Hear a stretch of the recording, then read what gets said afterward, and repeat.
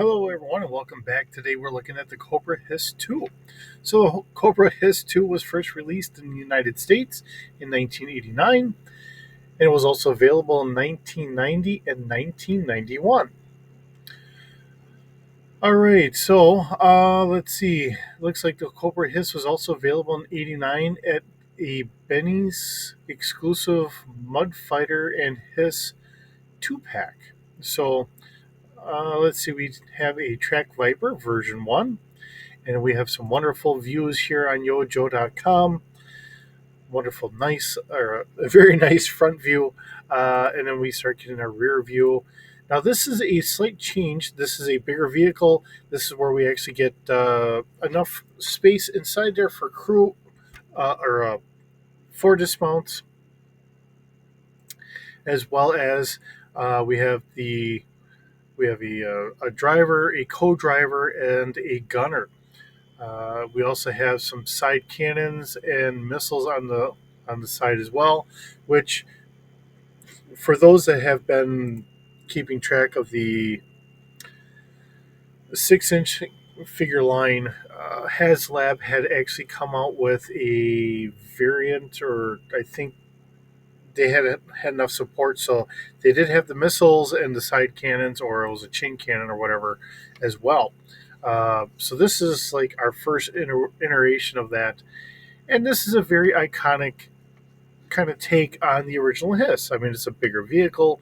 It does make some sense to be able to have enough room for two people in the command cockpit.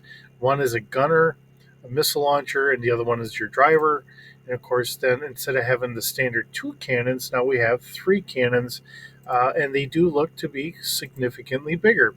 Now, the original one was 80 millimeter cannons. We will take a look at this and see what we can see on the blueprint as to what we have up there. And you can see from the top down view, we do have seating for 1, 2, 3, and 4 personnel in the back, as well as enough room there for a driver slash gunner. Okay. There's a part of me that almost wants to say, I think I remember having this. I must have gotten it secondhand or something like that, because I don't remember having to put it together. So I'm guessing I didn't buy it originally and I'd gotten it from someone somewhere, somehow, however that all worked out. But, it is like I said, it's a very iconic vehicle. Really takes the old HISS and brings it into, you know, the future here. And of course, this is a little on the small side for me, but it looks like we have what, 7 here. Large. See, for me, because this is, it's on my computer monitor, so it's not like I have this on a TV screen, which, there's enough people that are going to be watching this. I'm going to try and see if I can't open this up. I don't know if you guys will see it that way or not, but I'm definitely going to try and open this up so I can see it. And it looks like that is a tri-barreled thermal propulsion XTX 20-pound cannon is what they're saying this is.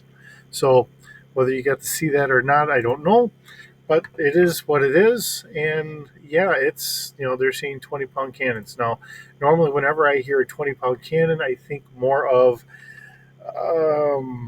like naval guns. So in that regard, we do have some nice views. This is from DIC from the cartoon, as well as a nice sketch here for this some book or whatever. Let's see, video game, and of course the commercial. Now, easily lost broken parts. We have the missiles and the seat clips for the Cobra HISS 2 are commonly lost and or are missing. Now, we do have the HISS 2 for variation in 89. We have the Mud Fighter in HISS 2 in 89 as well. And then we have a HISS Tank 2B in 2003. Now, I'm going to say here, okay, so we can actually kind of see a little bit of these. I think when you get to like the HISS 3, it goes back to the original design. Okay, that's the HISS 3. Yes, that's the original design again. So it takes everything back to its original form, and we kind of go from there. Now, in 2002, For the HISS 4, that is a completely different redo. And of course, then we have the HISS 2B, which looks to be what we have is the HISS tank in 2003. 2005 is a new variation. And then, let's see, which one is this? 2008? Nope. A second one in 2005. So this looks very much as to what they had done, or very close to what they did for the HASLAB tank, where we have the Ching cannons underneath, we have the missile launchers. But now this has got the missiles on the back, where the HISS tank for HASLAB had the cannons there. So just kind of seeing a little bit of a variation. And here we have the missile launchers that you would see from the uh, Stinger. My mind is not functioning too well. It's getting late, and my mind is not wanting to run. And this comes from the movies, the HISS tank from the live action movies, which yeah, it kind of works, but it doesn't have that same iconic view to it all. So, and we have Shockwave, so that's a crossover between GI Joe and Transformer, and then we kind of go back and forth. So, you know, getting to see the old iconic vehicle upgraded, and that's some of the ways I've been really taking some of the vehicles when we get into doing our stats. Okay, so looking at the stats now, of course, when I'm doing stats on something like this, that's kind of an upgraded vehicle.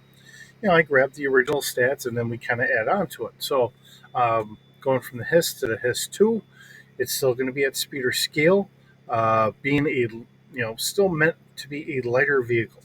Now, I think, and I did this a couple days ago, so now my mind is kind of questioning things. Now, I think we had it at 25 feet before, so let me change this again. And I think we're going to make this about 35 feet to make sure that we have plenty of room for whoever's going to be riding in the back, significantly making this a larger vehicle. Now, we do have a crew of 2 drivers and 1 gunner. I put 6 passengers. Kind of thinking to when I was in the Army, we had 6 people in the back of the Bradley, making it bigger. Well, I put it at 6. Now, when it was actual action figures, you could only get 4 people inside, but there are pegs on the back, so you could still have 2 people riding on the back there. So if you want to count that in there, it would be 6. But either way, cargo capacity, on tracked vehicles like this, it really does get kind of difficult to see exactly how much cargo you want to really have on there.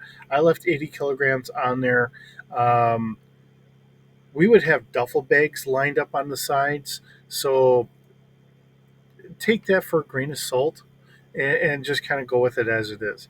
I left it with a full coverage. It's going to be ground maneuverability. I left it at 2D, and the speed is at 75 miles an hour. And we'll keep it with a body strength of 4D. Now this is where everything starts changing though. Now we have triple heavy blaster cannons instead of the dual laser cannons or dual blaster cannons, and those I believe combined together we had an 8D. Now this is going to be a 10D. We're adding an extra cannon, plus they are a heavier cannon to begin with. So now we're going to go up to 10D for damage. We do have a dual heavy laser cannon for the front. These are going to be fire linked. Now this is going to be speeder scale as well. These are going to be at 6D. So our front 2 cannons here, that's the ones that we're talking about that or on that part. And then we do have the 2 missiles, keeping it again at speeder scale. Fire control is 3D plus 2, and damage is going to be 7D per missile. Um, Having a higher fire control, I figure it might be more of like a heat sinking missile or something like that, something along that line. Now, I've mentioned before quite often with the tracked vehicles, we have governors and they're supposed to go a little bit slower uh, because we govern it so that way they don't get too um, unstable, especially when you're taking corners and everything else. Now, I'm going to say, I believe when I made the first HISS tank, I had it at 75 miles an hour. I want to keep this going about the same speed because it is a high speed Century. That's the reasoning behind that. You don't want to say, hey, it's still going to go 35 when it's supposed to be a high speed vehicle, a lightweight vehicle, not quite tank. Although I'm going to look at tank kind of loosely because when you look at what we had in World War I, World War II, we had some very small light vehicles that, again, they were governed or they had some very small engines on there, but they were still tanks. So, when people say, oh, it's not a tank, yeah, you're kind of right, but kind of not, because even when we look back to where tanks started, they were small. Really, they were armored vehicles, so that way you could get through like no man's land or um, get some heavier firepower to the front lines. And in that vein, yes, this is still a tank, but it's not something I'm going to sit here and want to argue with people on. It's just a iconic vehicle that we've seen Cobra used again and again, and Cobra Forces wouldn't be the same without it at this point. Even when we look at different variations of it or whatever else, you're always going to need some sort of HISS tank, however you want to look at it. Whether it's the ones from the live action, the redone ones where it sits a little squatter, however, you know, it's still, we kind of need something to fill that role. Um, Being a high speed vehicle does make sense. You're talking about a force that's trying to come in and take things over in a very short amount of time. Uh, so, in that regard, yes, it does very much work in my mind. Hopefully, it does in yours. And, you know, I think the stats we have here work fairly well. Um, this gets to be a little bit of an easier one, just like doing the Fang 2 in our last video, because these are upgrades. So you can take the same design and then you can upgrade it.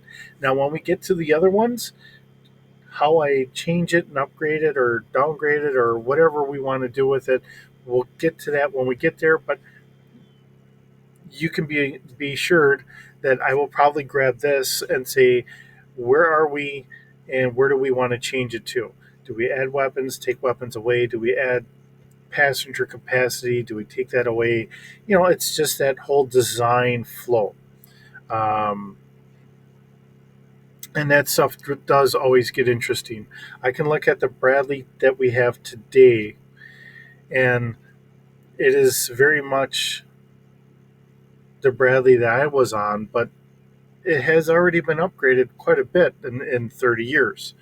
Um, Before that, we had the 113, which was a predecessor towards the Bradley. You see that design flow. So that's where I'm going with all of this, and trying to keep things in line to where the original design was meant to go. And then how do we improve on that design?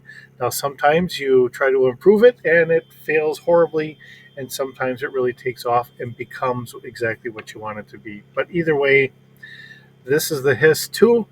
I think I've done a good job at presenting it and giving it some decent stats here.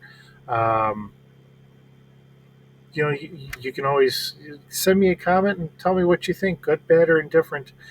I always appreciate it. So, with that, thanks for stopping by. Thanks for visiting. It's always wonderful having you stop by. Hope you have a wonderful day, and we'll see you in the next video.